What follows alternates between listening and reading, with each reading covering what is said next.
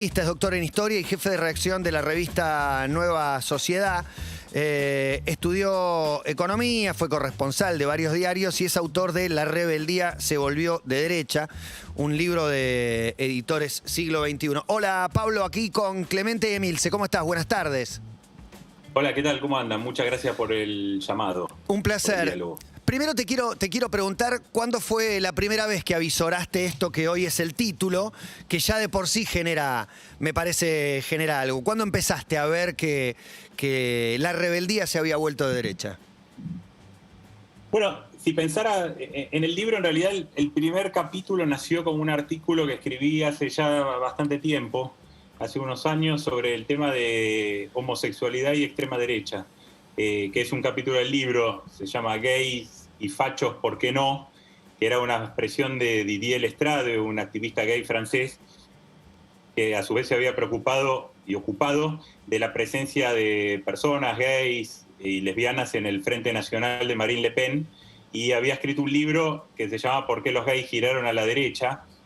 Y a mí me había interesado ya ese fenómeno y empecé a prestarle atención. Y efectivamente había figuras que eran abiertamente gays y que estaban apoyando a Marine Le Pen en Francia, y me interesaban los argumentos, por qué lo hacían y demás.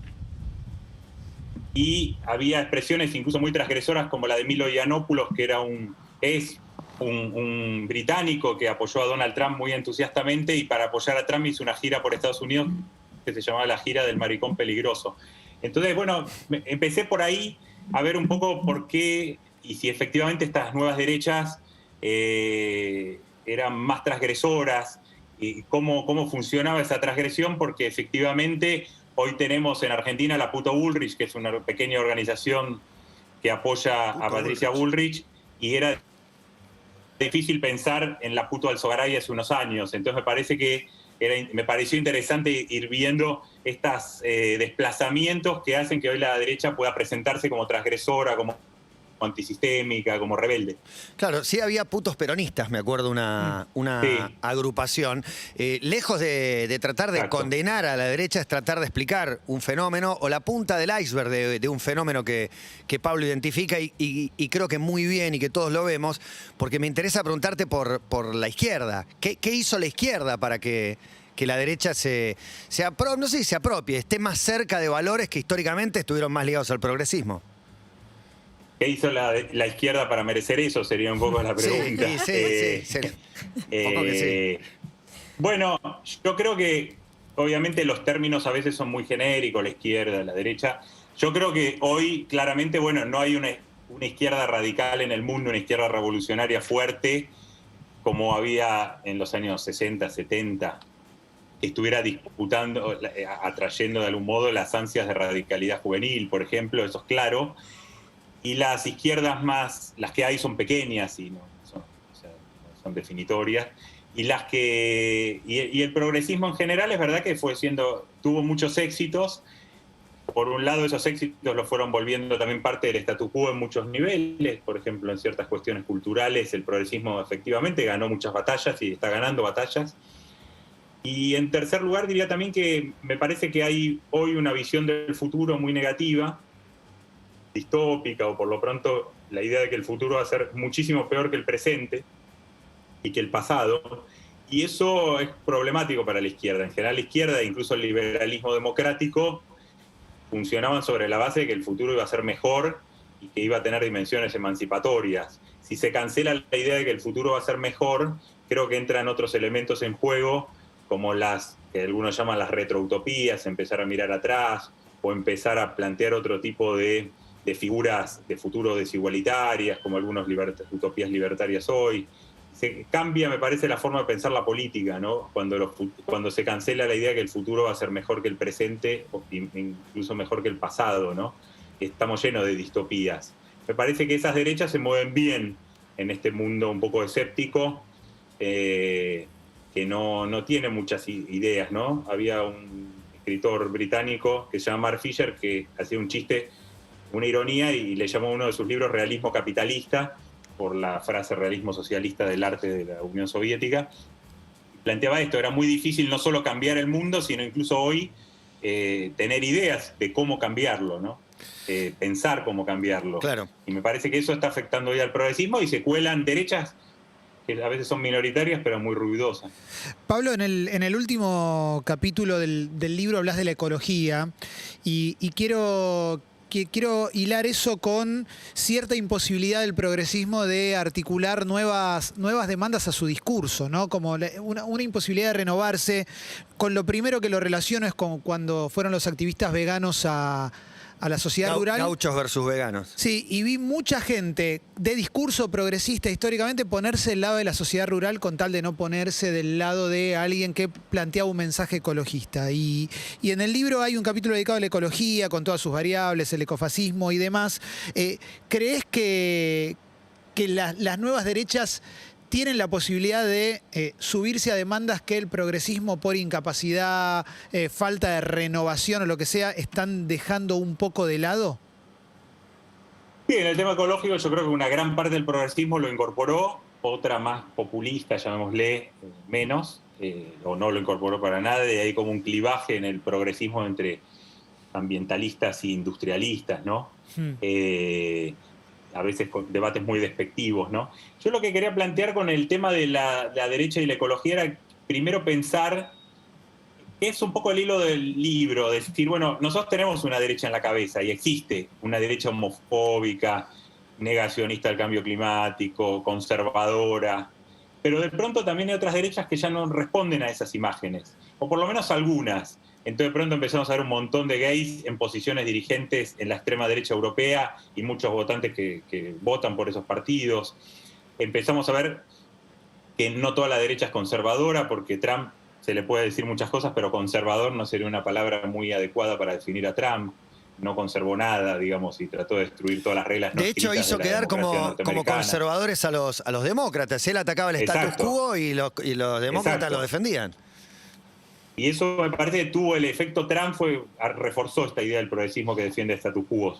Y en tercer lugar me interesaba una cuestión que era pensar que la derecha puede ir tomando temas. Marine Le Pen, que me parece que es la expresión más clara de una derecha que toma temas, que no le eran propios, habla de una nueva civilización ecológica, y entonces era casi un ejercicio, decir, bueno, hay una tradición ecofascista que viene del nazismo y demás, que compite con el ambientalismo más emancipatorio, más liberal o más asociado a una transformación social progresista.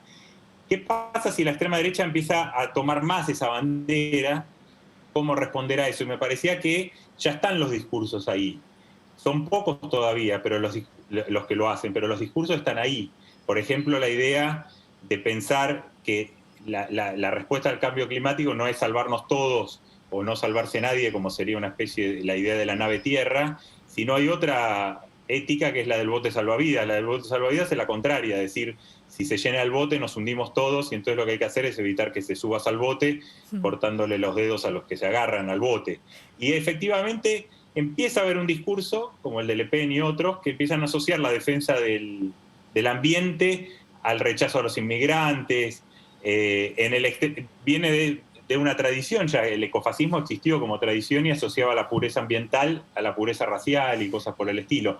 Entonces, mi pregunta era, si se agrava el cambio climático, ¿qué podría funcionar más? ¿Una posición progresista, democrática para enfrentarlo? ¿A un discurso más de derecha que diga, bueno, una especie de autoritarismo climático, autoritarismo verde en el futuro, pero articulado a otros discursos más de tipo fascistoides, ¿no? Entonces, el libro es como un juego de pensar un poco qué pasa si la derecha se sale un poco de lo que imaginamos que es la derecha y estamos acostumbrados a enfrentar como discurso, ¿no? Y ahí me parece que ese ejercicio puede ser productivo para pensar respuestas a derechas que no son como las que pensábamos que eran. Es Pablo Stefanoni el que está hablando, historiador y periodista, escribió el libro La rebeldía se volvió de derecha. Pablo, históricamente nosotros, al menos en Argentina, y vos me vas a corregir qué pasa afuera y cómo es, siempre se le criticó a la izquierda que estaba muy fragmentada y que el discurso, si hubiese sido más unificado, hubiese sido más fuerte. ¿Cuál es la situación de la derecha en ese sentido? ¿Vos pensás que puede haber una unificación de tantas cosas que están, digamos, fragmentadas, incluso en ellos, que puedan tener más fuerza? Bueno, las derechas también en realidad están fragmentadas, lo vemos en el mundo bastante. En En España, por ejemplo, el surgimiento de Vox surge a la derecha del Partido Popular y divide a la derecha. En varios países hay extremas derechas y derechas convencionales conservadoras que van por su tratan de capturar el mismo electorado. Creo que a veces desde la izquierda pensamos que la derecha está más dividida y no necesariamente. En el caso argentino, directamente lo que existe a la derecha del PRO es la división, es como la división de la izquierda trotskista de hace unos años, que ya no es tal. Lo que sí me parece es que el tema es cómo influyen, me parece, a veces las derechas, que a veces que están a la derecha de las derechas convencionales, ¿no? Me parece que muchas veces, más allá de ganar votos, más o menos votos, tiene un efecto político en el sentido de derechizar a los otros, o una fracción de la otra derecha que para tratar de no perder votos se derechiza. Lo vemos acá con Patricia Bullrich, ¿no? Que va tratando de evitar que se le arme algo a la derecha del PRO, y ella misma actúa con un discurso de derecha. Y creo que la otra cuestión es que en el caso argentino, por ejemplo, empezamos a ver gente joven que se asume de derecha. Eso me parece que es novedoso como fenómeno. Son pocos, alguien puede decir son pocos, es un fenómeno cultural más que electoral, es cierto, pero es un fenómeno y se definen como derecha. Y por otro lado, sí es verdad que vemos como un clima de que detrás, arriba de todas esas derechas aparece una especie de paraguas antiprogresista de muchas de estas derechas más radicales, digamos, ¿no? Por ejemplo, todo el espacio que está a la derecha del PRO en Argentina son gente de tradiciones distintas, que algunos son libertarios, están en contra del Estado, otros defienden la dictadura militar, o sea, tienen posiciones contradictorias, pero tienen como el enemigo común el progresismo, y eso los unifica en un espacio común, tenso pero común. Te quiero preguntar, Pablo, si la cuestión de género ha venido también para interpelar a izquierdas y derechas, que parece un tema trillado y viejo, hace años ya llevamos de que supuestamente no existen más izquierda y derecha, pero sucede un fenómeno en Ecuador y Perú en este momento. Guillermo Lasso se convierte en el nuevo presidente ecuatoriano, un prototípico político de derecha, ex banquero, con todos los clichés que podría armar uno como un tipo de derecha, pero con un discurso apoyando el discurso LGBT, la búsqueda del género, el matrimonio igualitario. Y del otro lado, en Perú gana en primera vuelta, se perfila para segunda, compitiendo con Keiko Fujimori. Pedro Castillo, un docente sindicalista, pero en contra del matrimonio igualitario, en contra del aborto, en contra del lenguaje de género, en contra de la eutanasia. Es decir, uno de derecha progresista y uno de izquierda conservador ganaron en Perú y Ecuador. ¿Me escuchás? Sí, perfecto. Sí, el caso de Guillermo Lasso en Ecuador es interesante porque él era un conservador del Opus Dei, lo es. Claro. O sea, está mucho más a la derecha que lo que podríamos considerar acá, no sé, Rodríguez Larreta o gente del PRO, que son más progresistas en lo cultural. El tema es interesante lo de Guillermo Lasso porque era un conservador del Opus Dei muy tradicional, opuesto a toda la ampliación de derechos, pero hizo un giro en la campaña, una campaña que hay que decir además que la dirigió Durán Barba, conocido por acá, y ecuatoriano, y hizo unos cambios de posición bastante fuertes en estos temas, por lo menos de acercamiento con muchos sectores, con mujeres, con LGBT, etc. Y se dio la paradoja en Ecuador de que mientras que Lasso llegó a decir que quizás, aunque él está en contra del aborto, podría pensarse en una consulta popular, Rafael Correa, en medio de la campaña, criticó a Yacu Pérez, el candidato indígena, diciendo que Pérez quería el aborto, un aborto irrestricto, que quería el aborto hedonista, y que las mujeres, que no podía ser que fuera un aborto para mujeres que tenían sexo desenfrenado y que después quisieran sacarse de los niños. Esa fue literalmente lo que dijo Rafael Correa, que tiene una posición totalmente hostil al aborto y al feminismo, ¿no? Entonces, efectivamente hay eso. En Perú también se da eso con este candidato Pedro Castillo, que acaba de quedar sorpresivamente primero, pero en el caso de Correa es muy tradicional sus ataques al feminismo. Y le dio un terreno, le facilitó mucho el trabajo a Lasso, ¿no? Que con muy poco quedó como medio progre en algunos aspectos, cuando es un tipo del Opus Dei, no es nada 100%. Progre, o sea. Pero se dan estas cosas. Pasa lo mismo en México con AMLO, con Andrés Manuel López Obrador, ¿no? Que de pronto hace declaraciones. Me parece que tiene que ver también con lo que en América Latina suele pasar, que en realidad cuando hablamos de izquierda estamos hablando de tradiciones atravesadas por también tradiciones nacional populares que solían ser más conservadoras en lo social, en lo societal, ¿no? El caso del kirchnerismo es un caso particular hasta cierto punto, aunque Cristina también está en contra del aborto, pero cambió y se volvió más progresista el kirchnerismo. Pero otros movimientos nacional populares giraron a la izquierda en términos económicos, pero en términos societales muchas veces quedaron bastante anclados en ideas que no son muy progresistas. Pablo, me interesa particularmente la manera de comunicar que tienen las nuevas derechas y cómo utilizan a los nuevos medios, cómo utilizan al humor, a los memes. Y me interesa en contraste con el progresismo. Cuando pienso en cómo comunica el progresismo y pienso en ciertos medios, si bien algunas cuestiones vinieron a renovar una manera hasta de vivir, siento que en un punto es una comunicación que queda... Casi como el progresismo se queda con el... Hablamos mucho de status quo, ¿no? Sí. Es como la voz oficial y la rebeldía es verdad que le queda más al meme y a la burla. Sí. Y me parece que inclusive, te lo pongo en términos de película de Olmedo, a los progresistas se les va la mano con un montón de cuestiones sobre qué puedes opinar o demás. Todo, si querés, lo puedo resumir en: si yo como progresista hago una crítica sobre el progresismo, generalmente la respuesta es: sos un blanco cis heterosexual que tiene miedo de perder sus privilegios. Entonces, mi pregunta tiene que ver con eso.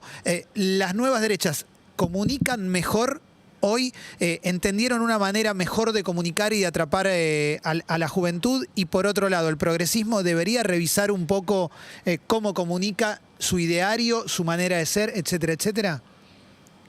Sí, creo que las nuevas derechas pegaron bien con toda esta cultura 4chan, de la irreverencia, del anonimato. Es verdad que tienen a favor que pueden zafarse hacia el racismo, la misoginia, la homofobia, sin problemas, sin pruritos morales. Eso es verdad, tienen esa ventaja. También coincido con lo que decís de que el progresismo también tomó mucho de lo que es esta cultura de los campus de universidades norteamericanas, que es un progresismo más moralista, más atravesado quizás por la propia cultura protestante norteamericana, ¿no? Y que hace que la corrección política se haya vuelto efectivamente una especie de práctica, ¿no? Y me parece que eso está limitando y está dándole a la derecha, bueno, le está dejando ese lugar, ¿no? Ahí Slavoj Žižek siempre cuestionaba un poco eso y jugaba, era más provocador, ¿no? Y defendía los chistes y defendía ciertas formas de irreverencia que hoy aparecen muchas veces como condenadas, ¿no? Sin pasar, obviamente siempre eso no implica que no haya, cada uno se ponga sus límites, ¿no? Pero efectivamente creo que la derecha ahí ganó y quizás es una batalla, me parece, la batalla del humor, de cómo responder a la forma en que la derecha quiere ridiculizar al progresismo, tomando eso quizás con más humor y respondiendo quizás tratando de ridiculizar a esa derecha también con humor y no solo desde la crítica solemne, ¿no? Guerra de memes. Bueno, es Pablo Stefanoni, el autor del libro La rebeldía se volvió derecha, muy interesante para analizar.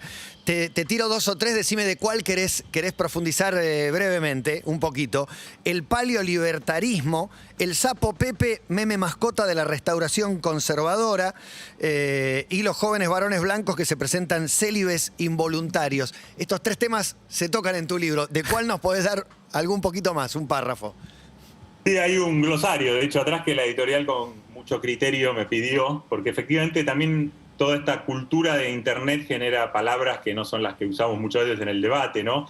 Creo que, bueno, la rana Pepe o el sapo Pepe es un caso de cómo... meme mascota de la restauración conservadora, me parece un poco fuerte. Espectacular igual.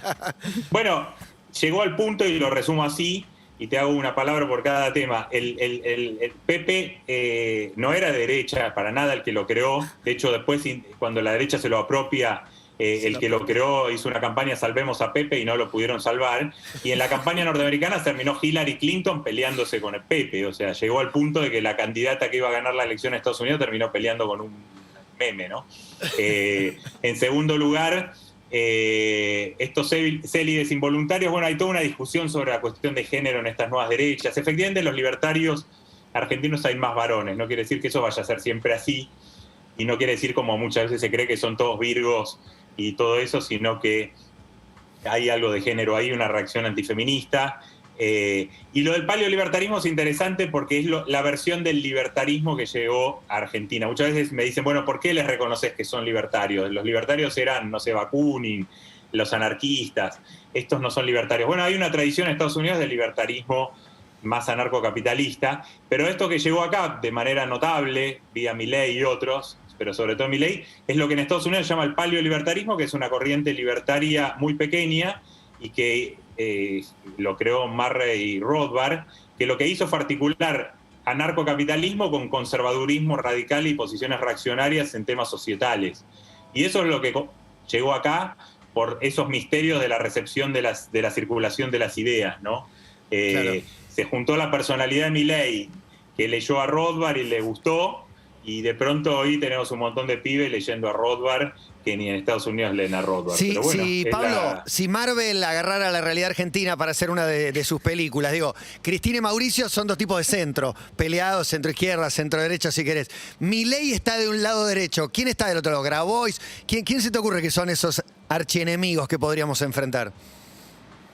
Sí, es interesante eso, porque uno podría decir, bueno, el trotskismo, pero no aparece así en el clivaje. Yo creo que sí, el populismo de izquierda. Ahora, lo más interesante es que uno diría, es el populismo de izquierda lo que más odian, pero en realidad lo que más odian los libertarios es al larretismo y a Marcos Peña. Todo ese sector del PRO lo detestan, a tal punto que en la obra de teatro que hace Milei cada tanto, en una parte de la obra todo el teatro cantaba en la época de Macri, Marquitos Peña, la puta que te parió. Y a ningún otro dirigente ¿Pero por qué? lo Porque pusieron son tanto. los propios más débiles, los propios que no levantan las banderas que ellos creen que los propios deberían Son levantar. los que ellos creen que compiten en su mismo espacio, pero que son unos falsos liberales. Para los libertarios, el larretismo, Marcos Peña y todo eso son prácticamente socialistas, amarillos le llaman, y hasta comunistas los acusan, ¿no? Entonces son como los falsos amigos, digamos, Todos los que son están ahí. comunistas. Bolsonaro, ¿quién le puede decir Exacto. comunista a Larreta? Bolsonaro, nadie más se me ocurre. No, pero Bueno, eso es eso es una cosa misteriosa de por qué el anticomunismo volvió al mundo sin que haya comunismo, ¿no?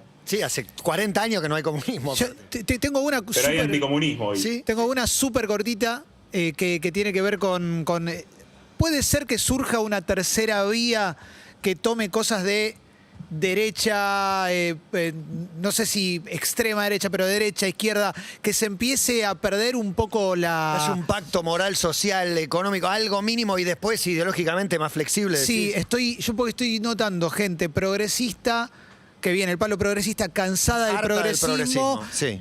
empezando a abrazar ciertas cuestiones de derecha y al revés también, como Sí. bueno, no esto no, como buscando una tercera vía un poquito más Un punto de encuentro. profundamente. Bueno, creo que quizás, no sé si te referís a eso, cuando hablas, pensaba en Macron un poco, intentó eso en Francia, ¿no? Sí. Romper las identidades clásicas francesas de izquierda y derecha y crear otra cosa. No le está yendo tan bien, incluso por momentos llega a hacer cosas como correr por derecha a Marine Le Pen en algunos temas, ¿no? La vez pasada el ministro del Interior de Macron le dijo a Marine Le Pen que era muy débil con el tema del islamismo. Y Marine Le Pen lo miró con sorpresa, porque si hay algo que Marine Le Pen no es débil es con la cuestión del Islam. Pero Macron yo creo que intentó eso, pueden surgir quizás intentos de romper las fronteras. En el caso argentino, de todas maneras, esas fronteras son relativas, porque ya están siempre tensionadas por el propio peronismo, que bueno, puede moverse, y al moverse el peronismo ya mueve las fronteras, ¿no? Claro. Entre izquierda y derecha. Cuando se movió a la derecha liquidó a la UCD, y cuando se movió a la izquierda liquidó a todo el centro izquierda que había, ¿no? Es verdad. Lo afirma Pablo Stefanoni. Gracias, Pablo, por este rato hablando un poco de izquierdas, derechas y la rebeldía. No, por favor, muchísimas gracias por la entrevista, un gusto. Un abrazo. La rebeldía se volvió derecha. Se llama el libro 1457. Hay música y hay Leo Gávez en la terraza de Urbana Play FM. Un ratito con los canadienses de Arcade Fire.